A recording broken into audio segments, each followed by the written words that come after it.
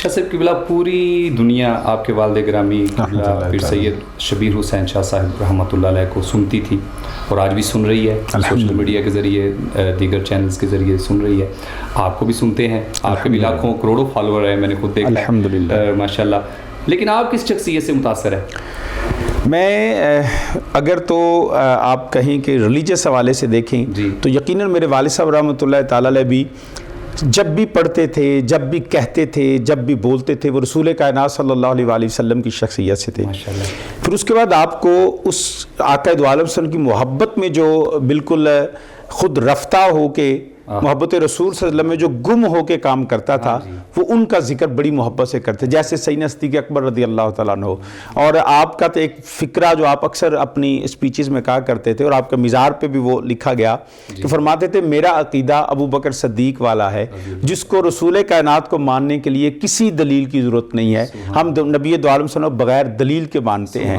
تو اس طرح حضرت مولا کائنات سے اور سیدہ سلام اللہ سے اور اعلیٰ اپنا امام علی مقام امام حسین علیہ السلام سے ان کی محبت تھی. اور جس طرح پوری دنیا میں اہل سنت مکتبہ فکر میں جس طرح انہوں نے شاہ است حسین اور واقعہ کربلا کا ذکر کیا، تو میرے والد کریم رحمۃ اللہ سب سے تھے. اور میں بھی کیونکہ ان کی تربیت میں رہا تو وہ شخصیات جو ان کی محبوب تھیں وہ میری بھی اتنی ہی محبوب ہیں. اس میں اضافہ یہ ہے کہ ان کی اپنی شخصیت بھی میرے لیے محبوب ہے. وہ ایک باپ ہونے کے ناطے سے ہی نہیں بلکہ ایک میرے لیے روحانی رہنما بھی، میرے مرشد بھی، میرے لیے وہ، کیونکہ ان کی پھر ذاتی زندگی کو میں جانتا ہوں، کوئی نہیں جانتا لیکن ہم جانتے ہیں کہ وہ گھر میں کیسے تھے.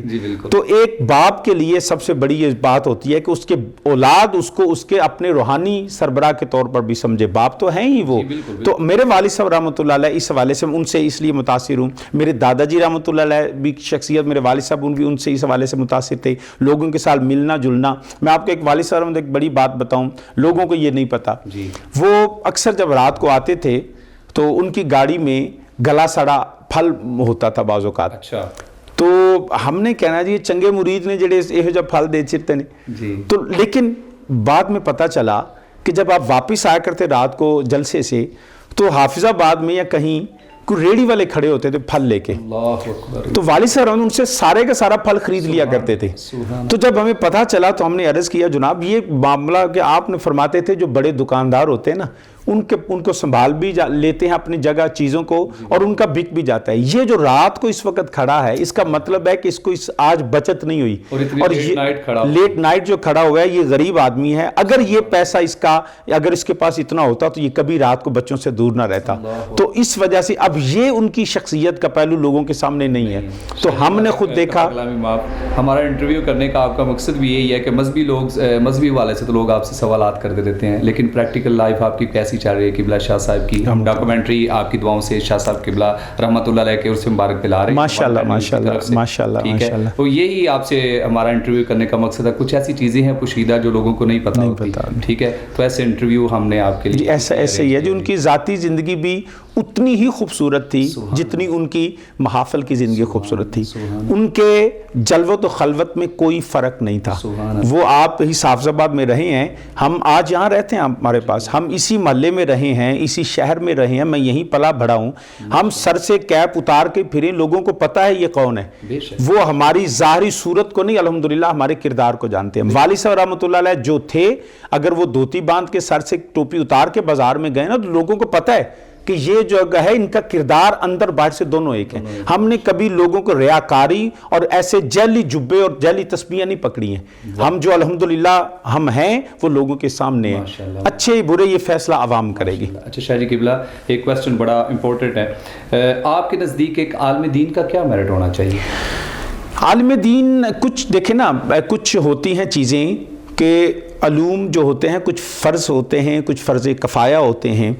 عالم دین ظاہر ہے ہر شخص مکمل ہر علم کا عالم تو ہو نہیں سکتا لیکن دینی حوالے سے جو سکھ عالم ہیں، جیسے اس وقت میں پرانوں کی بات نہیں کرتا، مفتی منیب الرحمان صاحب ہیں، علامہ خادم رضوی صاحب ہیں یا دیگر ہمارے علامہ سعید اسد صاحب ہیں، مفتی حنیف قریشی صاحب نوجوان سکالرز میں سے بڑے دبنگ اور بڑے پختہ علم رکھنے والے الحمدللہ. اسی طرح ہمارے علامہ ڈاکٹر خادم خورشید صاحب، مفتی طاہر تبسم صاحب استاد ماشاءاللہ ہیں. تو یہ ساری شخصیات جو ہیں یہ میرے لیے بڑے، میرے کچھ دوست ہیں، کچھ میرے لیے محترم بھی ہیں, دوستی بھی الگ جگہ, لیکن ان کا علمی مرتبہ اپنی جگہ.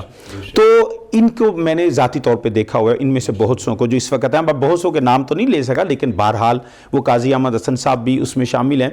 تو عالم دین کا سب سے بڑا جو میرٹ ہونا چاہیے وہ اس کا علم اپنی جگہ, کہ اس کو کم سے کم, ظاہر ہے ہر شخص کما حق کو علم نہیں جانتا, اس سے بڑے عالم بھی موجود ہوں گے, لیکن اس کے علم سے زیادہ اس کا کردار, کہ وہ اپنے ذاتی معاملات میں کیسا ہے, لوگوں کے ساتھ اس کا رویہ کیسا ہے, اس کا با کردار ہونا بڑا ضروری ہے. ہم محافل میں نعت ہو, تقاریر ہوں, واعظ ہو, درس ہوں, ہم دیکھتے ہیں یہ کہتا کیا ہے, اس کے پہلے ہمیں یہ دیکھنا ہے کہ اس کا اپنا کردار کیسا ہے. جب تک ممبر اور مصلی پہ با کردار لوگ نہیں آئیں گے اس وقت تک یہ پیغام آگے نہیں جا سکتا. ہماری یہاں محافل کا قبلہ والد صاحب رحمۃ اللہ ایک جملہ بڑا مشہور ہوا وہ نعت خانوں کے حوالے سے, کہ یہ مذہبی مجرے بن گئے ہیں. بڑا کلپ پاپولر ہے, وائرل ہے اس پہ, مذہبی مجرے اور ریلیجس پرفارمرز. یہ ہمیں نہیں چاہیے. ہمیں چاہیے کہ اگرچہ میں یہ نہیں کہتا کہ علماء کو جو ہے پیسے کی ضرورت نہیں ہوتی, پیسہ سب کے لیے ضروری ہوتا ہے, لیکن مقصد پیسہ نہیں ہونا چاہیے. ان کا مقصد دین کی تبلیغ ہونا چاہیے. مشنری اور ویژنری پیپل یہاں پہ آنے چاہیے جو لوگوں کو بتائیں, با کردار, سالے, جن کی جلوت و خلوت میں کوئی فرق نہ ہو. بہت شکریہ شاہ جی قبلہ. ایک اور کویسچن بڑا امپورٹنٹ آپ سے کروں گا. بعض لوگ یہ کہتے ہیں کہ ریاست کو سیکولر ہونا چاہیے, اور بعض کا خیال ہے کہ مذہبی ہونا چاہیے. آپ کیا کہتے ہیں اس بارے میں؟ دیکھیں جی, اگر تو اسلامی حوالے سے بات کریں یا غیر اسلامی, جو غیر اسلامی ریاستیں ان کے پاس کوئی ایسا ریلیجس جو ہے وہ لا نہیں ہے جس کو امپلیمنٹ کر سکیں. جو ہمارے ڈیوائن ریلیجن ہیں اس میں کرسچینٹی ہے, جودائزم ہے اور اسلام ہے. اب جو یہودی ہیں ان کے پاس 10 کمانڈمنٹس ہیں توریت کے اندر جو اولڈ ٹیسٹامنٹ میں موجود ہیں. اب وہ یہودی پوری دنیا میں کسی یہودی سے پوچھ لیجئے کیا اسرائیل ایک غیر مذہبی ریاست ہے, وہ کہیں گے نہیں, اسرائیل ایک مذہبی یہودی ریاست ہے جو اس کے لیے کام کرتی ہے. اسی طرح ہندو جتنا بھی شور ڈال لیں, انڈیا جو ہے وہ ایک ہندو ڈومینیٹ سٹیٹ ہے. میں اس سے الگ بات کروں, یہ پھر بات لمبی ہو جائے گی. اسلام کو آپ جس نے پڑھنا ہے, اسلام مذہب نہیں ہے. سب سے پہلے یہ کلیئر کرنا چاہتا ہوں. I would like it, explain over here and deem it necessary through this your 110 channel کہ یاد رکھیے گا اسلام مذہب نہیں ہے. Islam it not religion. انگریزوں نے ریلیجن کو, مذہب کو ریلیجن کہا, اور یہ ترجمہ ٹھیک ہے, لیکن اسلام دین ہے. الیوم اکملت لکم دینکم. سبحان اللہ. مذہب دین کی ایک شاخ کا نام ہے. سبحان اللہ. شافعی مذہب ہے, حنبلی مذہب ہے, مالکی مذہب ہے, جعفری مذہب ہے. اسلام مذہب نہیں, اسلام دین ہے. ماشاءاللہ ماشاءاللہ. تو آپ, میں یہ نہیں کہتا, پہلی بات یہ سمجھ لیجئے کہ اسلام دین ہے, کوڈ آف لائف ہے, اور اس دین کے اندر آپ کی ریاست کے امور, آپ کی معیشت کے امور, آپ کی سیاست کے پیرامیٹرز, آپ کی پرسنالٹی کے, آپ کی اجتماعی اخلاقیات, آپ کی اجتماعی معاملات, سب کے سب اس میں ڈسکس ہوئے ہیں. مذہب کے اندر آپ کہہ سکتے ہیں کہ حنفی شافعی سے اختلاف کرتا ہے, جعفری جو ہے وہ مالکی سے اختلاف کرتا ہے, لیکن دین کے بنیادی اصولوں پہ ہمارا کوئی اختلاف نہیں ہے. ہمیں اسلام, رسول اللہ صلی اللہ علیہ وسلم نے مدینہ طیبہ کی ریاست ایک اسلامی ریاست تھی. بے شک. ہمارا دین ایک ریاست کی بنیاد پہ طاقت سے آگے پھیلا ہے. ریاست اس کو ماڈل بنائے گا, اور ہمارے قائد اعظم محمد علی جناح نے بھی کہا کہ ہم اس زمین کو لے رہے ہیں تو ایک لیبارٹری کی صورت یہاں اسلام کے اصولوں کو اپنائیں گے. تو اسلام کے ساتھ ریاست کا لازم و ملزوم ہے. قرآن کہتا ہے لِيُظْهِرَهُ عَلَى الدِّينِ كُلِّهِ وَكَفَىٰ بِاللَّهِ شَهِيدًا. دین کو غالب کرنا ہے. اس کا غلبہ کیسے ہوگا؟ مکی زندگی اور مدنی زندگی کو ہمیں دیکھنا ہوگا. ریاست بنی, اس ریاست کے بعد پھر خلفائے راشدین آتے رہے. جب ریاست سے دین نکلا تو پھر ملوکیت اور یزیدیت آ گئی. تو ہمیں اس وقت سیکولرزم میں یہ دیکھنا ہے. رہ گئی بات کہ میں یہ نہیں کہتا کہ آپ مذہب کو نافذ کر دیں. جس پہ تمام مذاہب اکٹھے ہو جائیں وہ دین ہے. اس دین کے بنیادی اصولوں کو نافذ کریں. ہاتھ یہاں باندھے یہاں باندھے, مجھے اس سے کوئی اختلاف نہیں ہے. آمین اونچی کہیں نیچی کہیں, کیونکہ یہ مذہبی اور فروعی معاملہ ہو سکتا ہے. لیکن سود کا حرام ہونا, زنا کا جرم ہونا, چور کی سزا ہونا, یہ دینی اصول ہیں. دین پہ سب اکٹھے ہیں اور اس پہ کسی کو اختلاف نہیں ہے. لہٰذا مذہبی اختلاف کو دین کا اختلاف نہ بنایا جائے, اور دین کے معاملات کو, ریاست کو دین پہ ہی چلنا چاہیے. میں اس میں اور ایک ایڈ کرنا چاہوں گا. میں پرسنل آپ کو ایک واقعہ بتا دیتا ہوں کہ دین کیسے کام کرتا ہے. میں جب لنڈن میں تھا تو میرے ساتھ ایک سیکولر ایک تھی خاتون, شی واز کرسچین. تو جب بات یہی ہونے لگی جو آپ نے کہا, تو اس نے کہا جی اس سے فرق کیا پڑتا ہے؟ میں نے کہا فرق پڑتا ہے, تمہیں نہیں پڑتا, مجھے پڑتا ہے. اسلام مسلمانوں کو پڑھتا ہے. اب یہاں پہ جو لیبرل اور سیکولر ریاست کے قیام کے لیے چاہتے ہیں, میرا ان سے سوال یہ ہوگا کہ سیکولر سٹیٹ کے اندر جو ہے وہ لیسبین اور گے رائٹس کی بات ہوتی ہے. میں ایک مثال دیتا ہوں کہ ہومو سیکشولیٹی, کہ مرد کے ساتھ ان ممالک میں ان کی نکاح کی اجازت ہے. انگلینڈ کے اندر, ساؤتھ افریقہ کے اندر, فرانس کے اندر ایک مرد کے ساتھ بیسیت میاں بیوی کا رشتہ قائم کر سکتا ہے, اور ان کا قانون, ان کی ریاست اس کو اس بات کی اجازت دیتی ہے. کیا یہ جو آج پاکستان میں سیکولرزم کا کہتے ہیں جی ریاست کو سیکولر ہونا چاہیے, کیا وہ اپنی بیٹی کو یا اپنے بیٹے کو مرد کے ساتھ نکاح کی اجازت دیں گے؟ وہ یہاں پہ چیخیں گے نہیں جی نہیں ایسا نہیں ہو سکتا. ان کو بتائیں کون سی ایسی چیز ہے جو اس بات سے روکتی ہے. سیکولر سٹیٹ میں یہ فنڈامنٹل ہیومن رائٹس میں آتا ہے کہ ایک شخص کا بنیادی حق ہے کہ وہ جیسے چاہے اپنے جنسی تعلقات قائم کرے. وہ اس پہ کوئی زبردستی پہ جرم ہے, ریپ جرم ہے, بائی فورسفلی کسی کو کمپیل کرنا سیکشوالٹی کے لیے یہ جرم ہے, لیکن ود فری کنسنٹ ایڈلٹس کو کوئی اس پہ جرم نہیں ہے. یہ سیکولر ریاست ہے. لیکن پاکستان کے اندر, اسلام کے اندر ایک شخص بغیر نکاح کے اپنے جنسی تعلق قائم نہیں کر سکتا. اس کو کون روکے گا؟ اس کو مذہب روکے گا, دین روکے گا.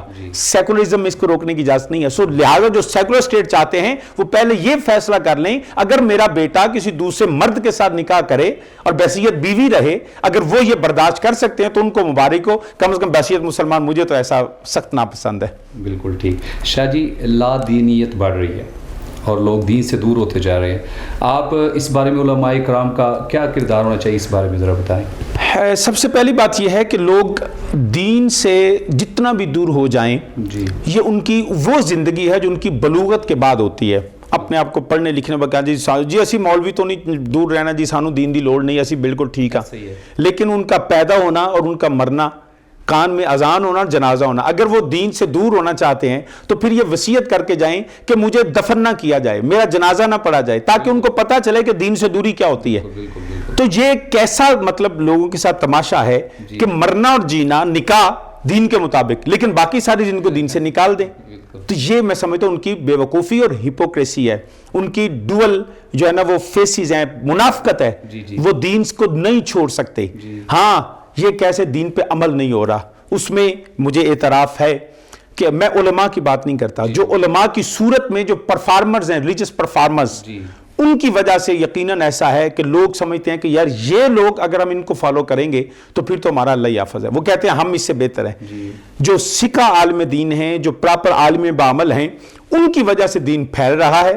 لیکن جو مذہب کے نام پہ ڈرامے کرتے ہیں, اداکاری کرتے ہیں اور مذہبی پروگرامز کو ہائی جیک کر لیتے ہیں, اور جس کے اوپر وہ لوگ فنڈنگ بھی ہو رہی ہے ان کو باہر سے, ان لوگوں کی وجہ سے یقیناً نقصان ہو رہا ہے.